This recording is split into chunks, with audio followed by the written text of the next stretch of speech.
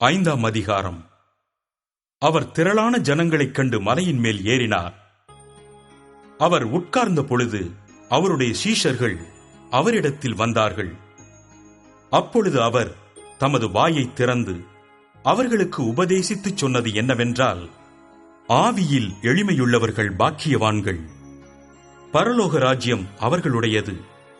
துயரப்படுகிறவர்கள் பாக்கியவான்கள், அவர்கள் ஆறுதல் அடைவார்கள். சாந்த குணமுள்ளவர்கள் பாக்கியவான்கள், அவர்கள் பூமியை சுதந்தரித்துக் கொள்ளுவார்கள்.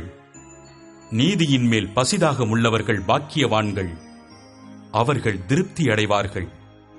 இரக்கமுள்ளவர்கள் பாக்கியவான்கள், அவர்கள் இரக்கம் பெறுவார்கள்.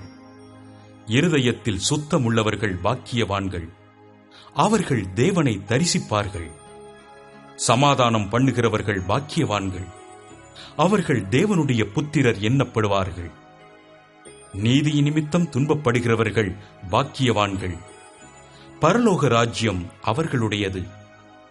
என் நிமித்தம் உங்களை நிந்தித்து துன்பப்படுத்தி பலவித தீமையான மொழிகளையும் உங்கள் பேரில் பொய்யாய் சொல்வார்களானால் பாக்கியவான்களாயிருப்பீர்கள்.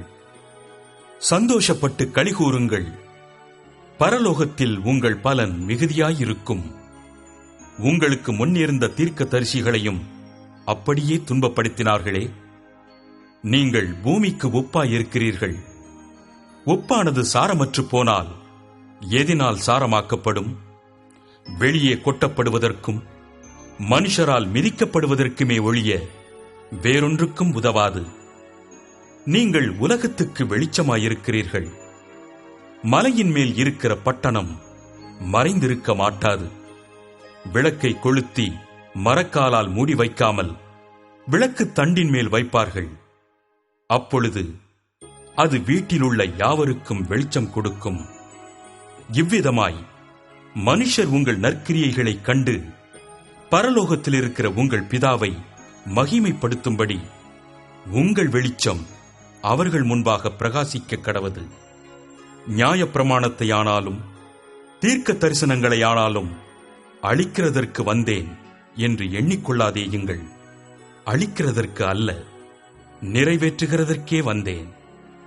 வானமும் பூமியும் ஒளிந்து போனாலும் நியாயப்பிரமாணத்தில் உள்ளதெல்லாம் நிறைவேறும் அளவும் அதில் ஒரு சிறு எழுத்தாகிலும் ஒரு எழுத்தின் உறுப்பாகிலும் ஒளிந்து போகாது என்று மெய்யாகவே உங்களுக்கு சொல்லுகிறேன்.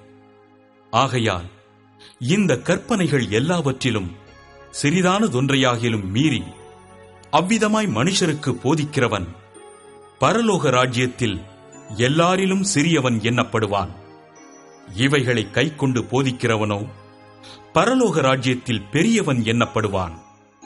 வேதபாரகர் பரிசேயர் என்பவர்களுடைய நீதியிலும் உங்கள் நீதி அதிகமாயிராவிட்டால் பரலோக ராஜ்யத்தில் பிரவேசிக்க மாட்டீர்கள் என்று உங்களுக்கு சொல்லுகிறேன். கொலை செய்யாதிருப்பாயாக என்பதும் கொலை செய்கிறவன் நியாய தீர்ப்புக்கு ஏதுவாயிருப்பான் என்பதும் பூர்வத்தாருக்கு உரைக்கப்பட்டதென்று கேள்விப்பட்டிருக்கிறீர்கள். நான் உங்களுக்கு சொல்லுகிறேன், தன் சகோதரனை நியாயமில்லாமல் கோபித்துக் கொள்பவன் நியாய தீர்ப்புக்கு ஏதுவாயிருப்பான். தன் சகோதரனை வீணன் என்று சொல்லுகிறவன் ஆலோசனை சங்க தீர்ப்புக்கு ஏதுவாயிருப்பான். மூடனே என்று சொல்லுகிறவன் எரி நரகத்துக்கு ஏதுவாயிருப்பான். ஆகையால் நீ பலிப்பீடத்தினிடத்தில் உன் காணிக்கையை செலுத்த வந்து உன் பேரில் உன் சகோதரனுக்கு குறை உண்டென்று அங்கே நினைவு கூறுவாயாகில், அங்கேதானே பலிப்பீடத்தின் முன் உன் காணிக்கையை வைத்துவிட்டு போய் முன்பு உன் சகோதரனோடே ஒப்புரவாகி பின்பு வந்து உன் காணிக்கையை செலுத்து.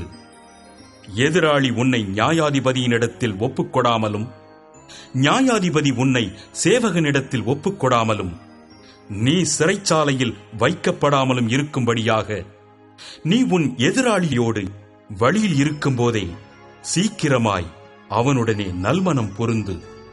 பொருந்தாவிட்டால் நீ ஒரு காசும் குறைவின்றி கொடுத்து தீர்க்கும் மட்டும் அவ்விடத்திலிருந்து புறப்பட மாட்டாய் என்று மெய்யாகவே உனக்கு சொல்லுகிறேன். விபச்சாரம் செய்யாதிருப்பாயாக என்பது பூர்வத்தாருக்கு உரைக்கப்பட்டதென்று கேள்விப்பட்டிருக்கிறீர்கள். நான் உங்களுக்கு சொல்லுகிறேன், ஒரு ஸ்திரீயை இச்சையோடு பார்க்கிற எவனும் தன் இருதயத்தில் அவளோட விபச்சாரம் செய்தாயிற்று. உன் வலது கண் உனக்கு இடறல் உண்டாக்கினால் அதை பிடுங்கி எறிந்து போடு. உன் சரீரம் முழுவதும் நரகத்தில் தள்ளப்படுவதை பார்க்கிலும் உன் அவயவங்களில் ஒன்று கெட்டுப்போவது உனக்கு நலமாயிருக்கும். உன் வலதுகை உனக்கு இடறல் உண்டாக்கினால் அதை தரித்து எறிந்து போடு. உன் சரீரம் முழுவதும் நரகத்தில் தள்ளப்படுவதை பார்க்கிலும் உன் அவயவங்களில் ஒன்று கெட்டுப்போவது உனக்கு நலமாயிருக்கும். தன் மனைவியை தள்ளிவிடுகிற எவனும் தள்ளுதற் சீட்டை அவளுக்கு கொடுக்க கடவன் என்று உரைக்கப்பட்டது. நான் உங்களுக்கு சொல்லுகிறேன், வேசித்தன முகாந்தரத்தினால் ஒழிய தன் மனைவியை தள்ளிவிடுகிறவன் அவளை விபச்சாரம் செய்ய பண்ணுகிறவனாயிருப்பான். அப்படி தள்ளிவிடப்பட்டவளை விவாகம் பண்ணுகிறவனும் விபச்சாரம் செய்கிறவனாயிருப்பான். அன்றியும் பொய்யாணையிடாமல் உன் ஆணைகளை கர்த்தர் முன்னிலையாய் செலுத்துவாயாக என்று பூர்வத்தாருக்கு உரைக்கப்பட்டதென்று கேள்விப்பட்டிருக்கிறீர்கள். நான் உங்களுக்கு சொல்லுகிறேன், பரிச்சேதம் சத்தியம் பண்ண வேண்டாம், வானத்தின் பேரில் சத்தியம் பண்ண வேண்டாம், அது தேவனுடைய சிங்காசனம். பூமியின் பேரிலும் சத்தியம் பண்ண வேண்டாம், அது அவருடைய பாதப்படி. எருசலேமின் பேரிலும் சத்தியம் பண்ண வேண்டாம், அது மகாராஜாவினுடைய நகரம்.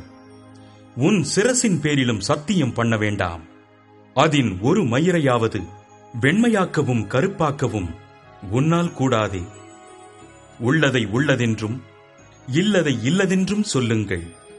இதற்கு மிஞ்சினது தீமையினால் உண்டாயிருக்கும். கண்ணுக்கு கண், பல்லுக்கு பல் என்று உரைக்கப்பட்டதை கேள்விப்பட்டிருக்கிறீர்கள். நான் உங்களுக்கு சொல்லுகிறேன், தீமையோடு எதிர்த்து நிற்க வேண்டாம். ஒருவன் உன்னை வலது கன்னத்தில் அறைந்தால் அவனுக்கு மறு கன்னத்தையும் திருப்பிக் கொடு. உன்னோடு வழக்காடி உன் வஸ்திரத்தை எடுத்துக்கொள்ள வேண்டுமென்றிருக்கிறவனுக்கு உன் அங்கியையும் விட்டுவிடு. ஒருவன் உன்னை 1 மைல் தூரம் வர பலவந்தம் பண்ணினால் அவனோடு 2 மைல் தூரம் போ. உன்னிடத்தில் கேட்கிறவனுக்கு கொடு. உன்னிடத்தில் கடன் வாங்க விரும்புகிறவனுக்கு முகங்கோணாதே. உனக்கு அடுத்தவனை சிநேகித்து உன் சத்துருவை பகைப்பாயாக என்று சொல்லப்பட்டதை கேள்விப்பட்டிருக்கிறீர்கள். நான் உங்களுக்கு சொல்லுகிறேன், உங்கள் சத்துருக்களை சிநேகியுங்கள், உங்களை சபிக்கிறவர்களை ஆசீர்வதியுங்கள், உங்களை பகைக்கிறவர்களுக்கு நன்மை செய்யுங்கள், உங்களை நிந்திக்கிறவர்களுக்காகவும் உங்களை துன்பப்படுத்துகிறவர்களுக்காகவும் ஜெபம் பண்ணுங்கள். இப்படி செய்வதினால் நீங்கள் பரலோகத்தில் இருக்கிற உங்கள் பிதாவுக்கு புத்திரராயிருப்பீர்கள்.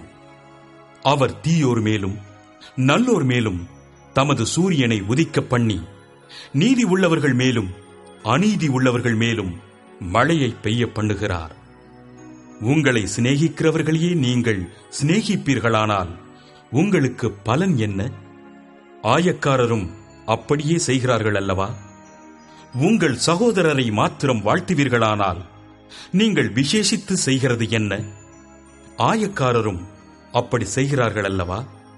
ஆகையால் பரலோகத்தில் இருக்கிற உங்கள் பிதா பூரண சர்க்குணராய் இருக்கிறது போல நீங்களும் பூரண சர்க்குணராய் இருக்க கடவீர்கள்.